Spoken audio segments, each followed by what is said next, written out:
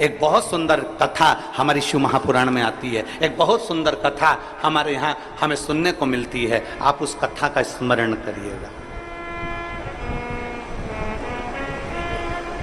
भानु नाम का एक छोटा सा बच्चा था,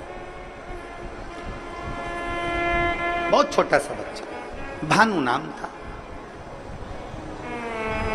पिता थे नहीं, मां अकेली,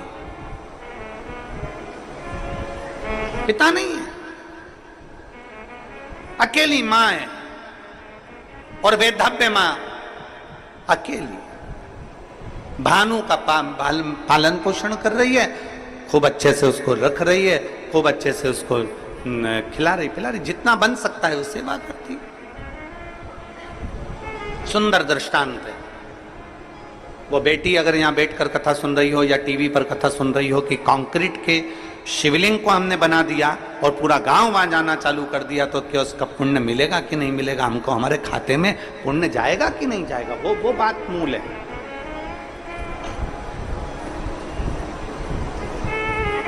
हमारे पास शिवलिंग नहीं था तो हमने वो कंक्रीट का बना दिया, तो उसका पुण्य है कि नहीं उसके लिए। भानु की मां उसका पालन पोषण कर रही है। घर में इतना वैभव नहीं है, घर में इतना धन नहीं।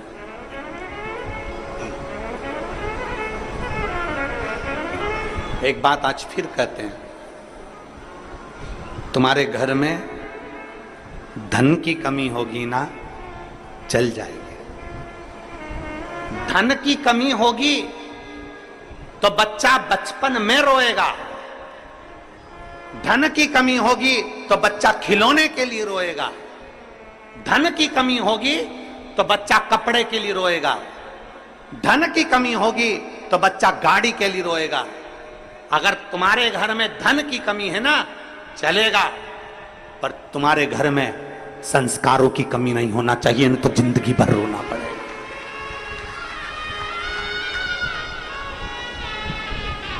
घर में अगर धन की कमी है तो चल जाएगा, 2 रोटी कम खाओगे, रूखी खाओगे, सूखी खाओगे, चल जाएगा, बचपन निकल जाएगा, जवानी निकल जाएगी, पर संस्कारों की कमी नहीं होना चाहिए। अगर हमारा संस्कार समाप्त हो गया तो हमें जिंदगी भर रोना पड़ सकता है, जिंदगी भर, जिंदगी भर चलेगा। धन की कमी चलेगी पर संस्कारों की कमी ना हो। संस्कार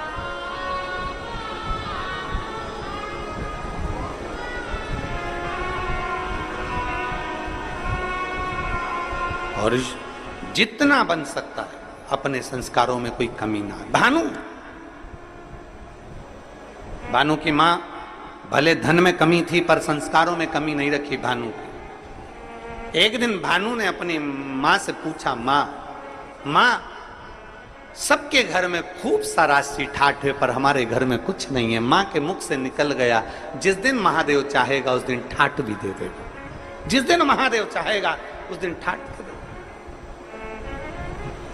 5 वर्ष का भानु जहां भी खेलने बैठता है, जहां भी खेलता है, खेलते खेलते मिट्टी को उठाकर, धूल को उठाकर, जो जमीन पर खेलता है तो वहां की मिट्टी को ऐसा इकट्ठा करता है, शिवलिंग बनाता है, जलाधारी बनाता है, पेड़ पत्ती का पत्तियां तोड़ता है वृक्षों से, उसके ऊपर चढ़ा देता है।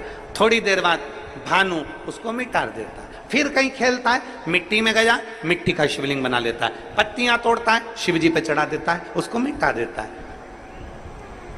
4 छोटी छोटी डंडियां लाकर खड़ी करता है, उस पे झोपड़ी बनाता है, उसके अंदर एक मिट्टी का शिवलिंग बना लेता है, उस पे पत्तियां लाता है, तोड़कर चढ़ा देता है। ये केवल भानु की कथा नहीं, ये आपकी और हमारी भी कथा है। बचपन में कई बेटियां, बचपन में कई बेटे, बचपन में छोटे छोटे लड़के, सोमवार आता है, मंगलवार आता है, बुधवार आता है, गुरुवार आता है, ऐसे कई दिन, कोई शिवरात्रि, कोई सावन का महीना आता है, छोटे छोटे बच्चे डंडियां लाते हैं, तोड़कर छोटी छोटी डंडियां तैयार कर कर उस पर छप्पर डालकर उसमें मिट्टी का शिवलिंग बना लेते हैं, उसका श्रृंगार कर देते हैं, उसके ऊपर पत्ता पत्ती लाकर चढ़ा देते हैं। कई लोग हंसते हैं, बताओ कैसा मूर्ख है, कैसे इसमें अकल नहीं है, छोटा सा बच्चा है, इसने ऐसा कर लिया। घर के अंदर वो भगवान की पूजन करता है, छोटा सा बच्चा।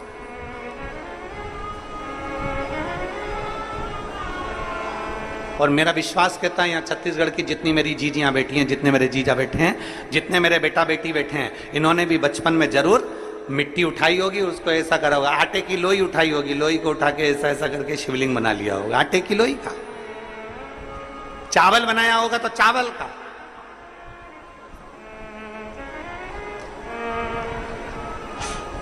बोलो बोलो, सही है कि गलत है? बचपन में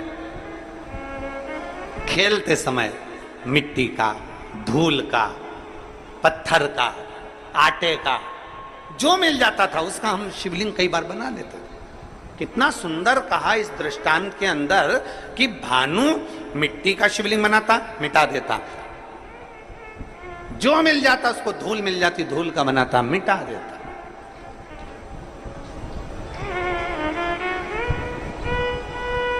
शिव महापुराण की कथा कहती है भूल वश भी, भूल से भी, भूल से। कितना सुंदर कहा। कई बार बादल देखते हैं ना, बादल, कई बार बादल देखते हैं तो बादल में भी शिवलिंग का दर्शन होता है। कई बार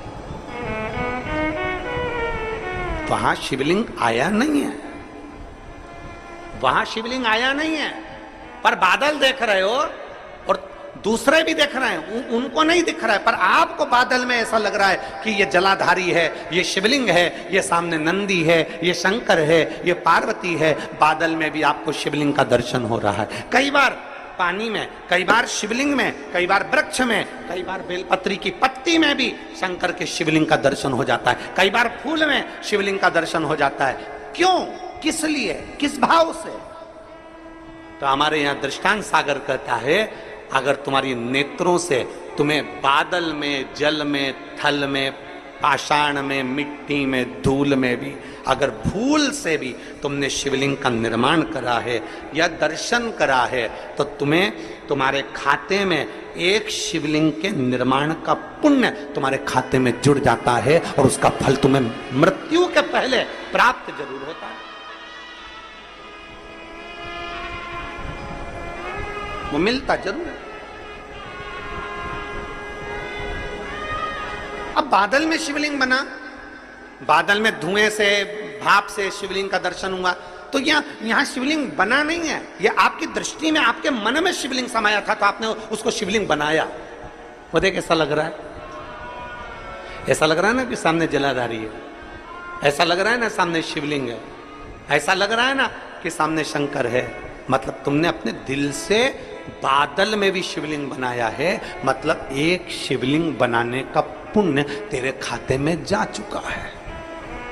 तुमने बेलपत्र में दर्शन करा, देखो ऐसा लग रहा है ना ये जलाधारी है, ये शिव है, ऐसा लग रहा है ना, मतलब तुमने बेलपत्र में भी शिवलिंग बनाया है, एक शिवलिंग का पुण्य तुम्हारे खाते में चला गया। केवल एक मिट्टी का बनाया, पाषाण का बनाया या कोई चीज का बनाया, ये हमारे खाते में पहुंच गया। एक शिवलिंग भले तुमने दिल से, मन से, भाव से बनाया, पर पहुंच गया।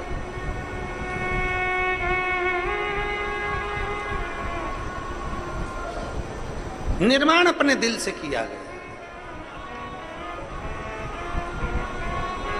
महाराज कितना सुंदर कहा किसी ने कि